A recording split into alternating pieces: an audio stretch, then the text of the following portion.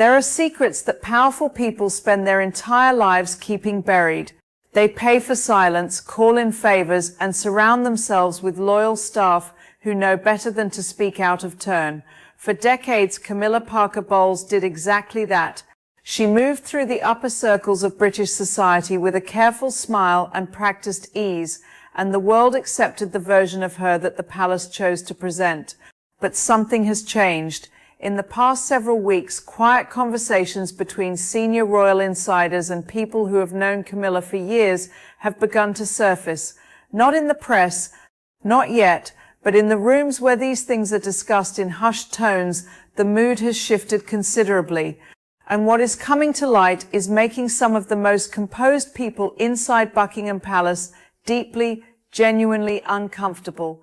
To understand why this matters now, you have to go back, not to the years when Camilla was a controversial figure making headlines alongside Prince Charles, but much further than that, to the version of Camilla that existed before the cameras ever found her. The young woman who moved through London's elite social circles in the early 70s with a freedom that was unusual for someone of her background. She was not considered a classic beauty in the traditional sense, but she had something that pulled people toward her, a confidence, a boldness, a willingness to say exactly what she thought in rooms where most women of her generation stayed quiet and smiled politely. People who knew her during those years described someone who understood power instinctively, someone who knew which doors to open and, more importantly, which ones to walk through first. What is now being discussed carefully and quietly by people who were present during that period is the nature of some of the relationships she built. Not romantic relationships in the tabloid sense, but alliances, arrangements, the kind of connections that people in certain social circles form when they understand that information and access are the true currencies of influence. Camilla, according to those who knew her then, was exceptionally skilled at building those connections, and she was equally skilled at knowing precisely when to use them. The palace's concern is not simply about old stories resurfacing. Old stories are manageable. What has those inside the palace walls genuinely worried is the suggestion that some of those early relationships and the arrangements that came along with them did not stay neatly in the past, that threads from that period stretch forward into decisions and dynamics that are very much part of the present. That is an entirely different kind of story, and it is a much harder one to contain once it begins moving. People close to the situation describe a specific nervousness among those who manage Camilla's public image. Not the ordinary anxiety that comes with handling a high-profile royal figure, but something more pointed than that, a sense that a story they believed was safely under control may no longer be, that someone has spoken who was not supposed to speak, and once the first person speaks, others begin to feel permission to follow. That is how these things unravel. Not all at once, but one careful conversation at a time. One source, described only as a former aide with direct access to the royal household during a particularly significant period, communicated through a trusted intermediary that there are documents, not rumors, not whispered speculation, actual documents, the kind that record names, meetings, and dates in a manner that leaves very little room for alternative interpretation. Whether those documents ever become fully public is a separate question entirely, but the fact that their existence is now being openly discussed in certain circles is significant on its own. These things do not surface by accident. Someone wants pressure applied. Someone is deliberately sending a message, and the palace knows it. What makes this moment genuinely different from the many previous controversies that have surrounded Camilla over the years is the context she now occupies. She is no longer simply the woman Charles loved against considerable public opposition. She is Queen Consort. She stands beside the king at state occasions and represents the crown to the world. The stakes of what is now emerging are therefore not merely personal or reputational, they are institutional, and the palace understands that better than anyone ever could. Protecting the monarchy has always taken precedence over protecting any individual within it. When those two interests come into direct conflict, the institution wins. It has always worked that way, and it always will. King Charles is described by people close to him as being aware that something is circulating, though the full details of his private conversations with Camilla in recent weeks remain unknown. What is known is that the usually comfortable, easy energy between them at recent public engagements has carried a noticeably different quality. Small things, the kind that trained observers and experienced household staff pick up on, even when the general public does not. The way she does not quite hold his gaze in certain moments. The way a conversation between them ended more abruptly than usual at a recent private gathering. Individually, each of these things means nothing. Together they form a pattern worth paying attention to. What the people closest to this situation quietly agree on is that the coming weeks will be revealing. If the story is being managed effectively, it will simply never fully emerge. It will remain in those quiet, careful rooms, exchanged between people who know better than to take it further. But if the management has already failed, if the wrong people have already heard too much, then what is coming will be significantly harder to contain than anything the palace has faced in recent memory. And based on the level of concern currently visible among those in and around Buckingham Palace, there are real reasons to believe it is the second possibility they are quietly preparing for. This is only just beginning. To truly understand the weight of what is now surfacing, you have to understand something fundamental about the world Camilla came from. The British upper class of the 1960s and 70s operated according to a set of rules that had almost nothing to do with the ones the rest of the country lived by. Discretion was not merely valued, it was the foundational currency of that world. You could do almost anything, hold almost any secret, carry almost any history, as long as it never crossed the invisible line between private knowledge and public record. Everyone in those circles understood the arrangement. You protected your own, you kept certain conversations inside certain rooms, and in return you were protected in exactly the same way. It was a system built not on morality but on mutual dependency, and Camilla from a very early age understood it with a clarity that most of her peers only developed much later in life, if they developed it at all. Those who moved in the same social circles as Camilla during her early adult years speak about her in a way that is notably different from the public image she has carefully cultivated over the past 2 decades. The warmth is acknowledged. The humor is genuine. But what sits alongside those qualities, according to people who knew her well during that period, is something sharper, an awareness of how rooms work, who holds influence, who merely performs it, and most importantly, who is useful and in what specific way. A former social contemporary, speaking through someone trusted not to reveal identifying details, described Camilla during those years as someone who never walked into a room without already knowing exactly what she wanted to walk out with. That is not a criticism, this person was careful to explain. That is a form of intelligence, a particularly rare one, but it is the kind of intelligence that leaves traces, and traces, over enough time, become records. The specific nature of what is now being discussed involves a period spanning roughly a decade, from the early to mid-1970s through to the early 80s.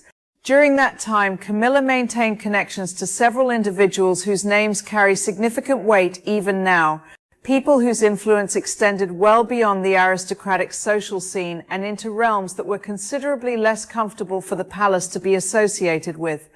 These were not casual friendships or the ordinary overlapping social connections of people who attend the same events and move in the same circles.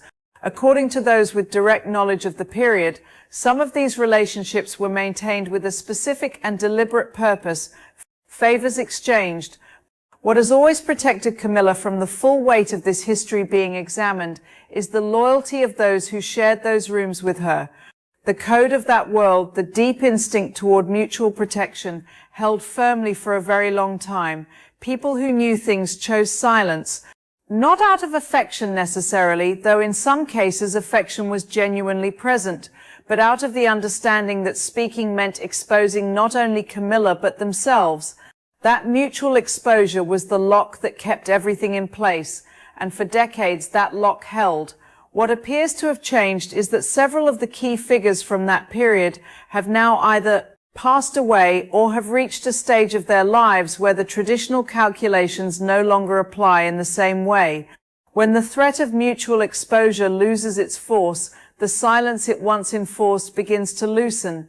An elderly man with nothing left to protect and a great deal on his conscience makes different choices than a younger one with a reputation still worth defending. And it is precisely this shift, this quiet loosening of old agreements between aging people, that is believed to be at the center of what is now making its way into conversations that the palace cannot monitor or control. There is also something else worth considering carefully. The timing of all this is not random. People inside the royal household who track these patterns with professional attention to detail have noted that the emergence of this particular story in these particular circles at this particular moment carries the fingerprints of intention. Stories like this one do not simply fall out of the sky. They are carried deliberately by people with a specific purpose in mind. The question the palace is currently working very hard to answer is who is carrying this one and why now? Those are two very different questions, and the answers to them point in directions that are, by all accounts, making senior figures deeply uneasy. One name that has surfaced repeatedly in these quiet conversations, without being spoken directly but referenced in the way that people in these circles reference things they do not want officially attributed, is someone formerly very close to the royal family who parted ways under circumstances that were described publicly as entirely cordial and privately as anything but. This individual is understood to have knowledge of a specific set of events from the period in question, and to have held that knowledge in reserve for a considerable number of years.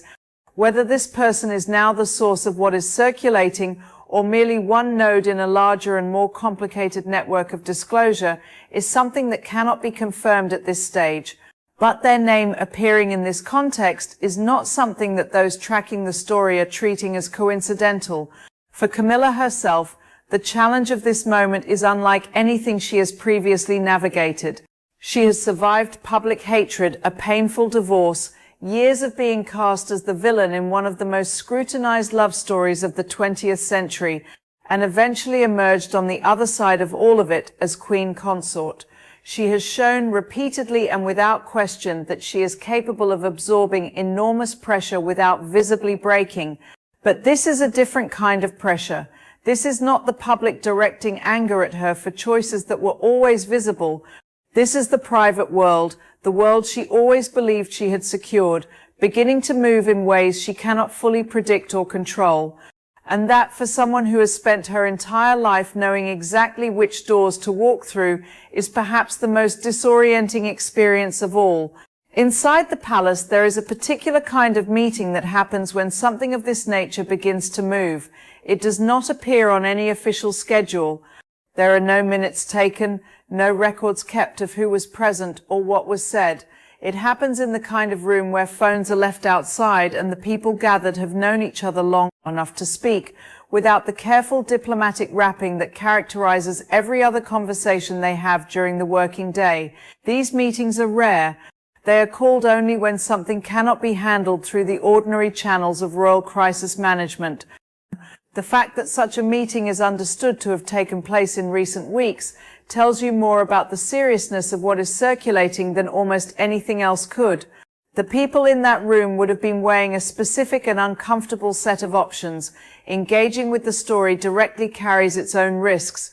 Denial draws attention to the very thing you are trying to suppress, and in the current media environment, a denial from the palace is often treated as confirmation by a significant portion of the audience. Staying entirely silent is safer in theory, but only if the story remains contained to the circles where it currently lives. If it moves, and there are real indications that it is already beginning to move, silence can quickly be reframed as admission.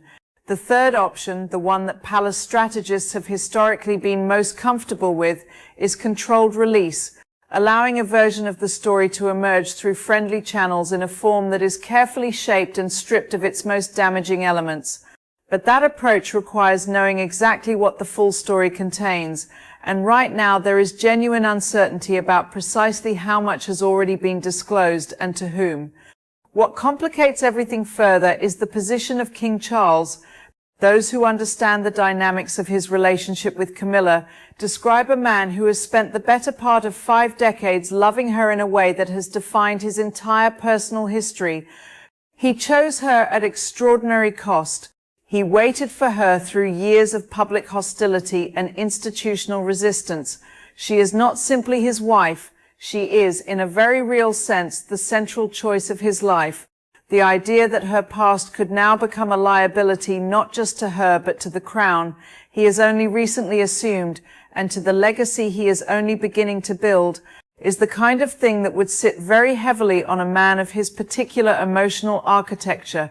People close to him describe a quiet that has settled around him in recent weeks that is different from his usual private reserve, a stillness that those who know him well read not as calm, but as a man carrying something considerable entirely alone.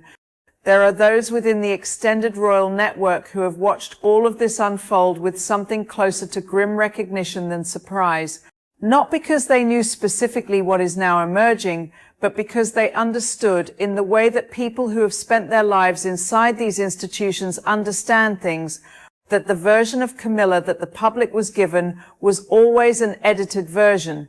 That is not unusual. Every public figure who rises to a position of this visibility operates through a carefully managed presentation. The gap between the public version and the private reality is simply the cost of occupying that kind of space. What matters is not whether the gap exists, but how wide it is and what lives inside it. For most public figures, what lives in that gap is manageable. For Camilla, at this particular moment, the concern is that what lives in hers may be considerably harder to contain than anyone outside the innermost circle has previously understood. Princess Catherine's position in all of this is one that those close to her describe with careful words. She has never made her feelings about Camilla publicly known in any direct sense. She is too disciplined for that, too aware of the institutional expectations that govern her every public move. But people who have observed them together over the years, at private gatherings and family occasions where the cameras are absent and the careful performance of unity is slightly less rigidly maintained, speak of a relationship that has always carried a particular tension beneath its polished surface. Catherine has always known things about the internal dynamics of the family that she has chosen not to speak of publicly. She has absorbed a great deal over the years in silence. What people close to her note now is that her silence on this specific situation feels different from her ordinary discretion, less like the practiced restraint of someone choosing to hold back, and more like the quiet of someone watching carefully to see exactly how far something falls before they decide what to do next. William's response, according to those with any insight into his current state of mind, is one of focused and deliberate watchfulness. He is not a man who reacts quickly to developing situations. He assesses. He consults the people around him whose judgment he trusts, and then he moves with a precision that often surprises those who underestimate him. What those close to him observe right now is a man who has received enough information to understand that what is circulating is serious, but who is waiting for the full shape of it to become clear before committing to any particular course of action. He has learned from watching how these things have unfolded in his family across his entire lifetime that reacting before a situation has fully revealed itself almost always makes it worse. He is being patient, but those who know him well are clear that his patience is not the same as indifference. He is paying very close attention indeed. What no one inside the palace has yet figured out is where the outer boundary of this story sits. That is the thing that keeps the people managing it awake. Not knowing the full shape of what is out there means not knowing what is still coming. And in that uncertainty, every day that passes without a major public disclosure is both a relief and a warning. A relief because it has not broken yet. A warning because the pressure behind it continues to build, and things that build under pressure without release have a way of finding their own exit, in their own time, on their own terms. The palace has never been more aware of that than it is right now. There is a moment in every story like this one when the people at the center of it have to make a choice. not a choice about strategy or management or which version of events to release through which carefully selected channel. A deeper choice than that. A choice about who they are willing to be when the version of themselves that they have always presented to the world is no longer sufficient to cover what is underneath it. Camilla has always been extraordinarily good at being exactly who the moment required her to be. It is perhaps her greatest and most consistent strength. But the moments that are coming for her now are unlike the ones she has successfully navigated before, because this time she does not fully control the terms on which she enters them. The people who have watched her most closely across the years, the ones who have seen both the warmth and the steel, speak about her with a complicated kind of respect. They do not doubt her resilience. They have seen it tested too many times and held too firmly to doubt it now. What they wonder quietly and among themselves is whether resilience alone is equal to what is currently moving toward her. Resilience is a response to pressure that comes from the outside. What Camilla is now facing comes partly from within, from a past she has always understood was there but has spent a lifetime ensuring no one else could fully see. That is a different kind of reckoning entirely. For the monarchy, the deeper question underneath all of this has nothing to do with Camilla personally. Institutions of this age and this weight have survived individual scandals before and will survive them again. The question is what this moment reveals about the gap between the image the crown presents to the world and the reality that exists behind it. Every time that gap is exposed, the institution absorbs a cost. Sometimes the cost is manageable. Sometimes it reshapes things permanently. Which category this moment falls into will depend almost entirely on how much of what is currently circulating in those quiet rooms eventually finds its way into the open, and how the people at the very top of the institution choose to respond when it does. What is certain is that the silence that has held for decades is no longer holding in the way it once did. The people who kept it are changing. The calculations that maintained it are shifting. And something that was buried a very long time ago is slowly, carefully, and with apparent intention making its way toward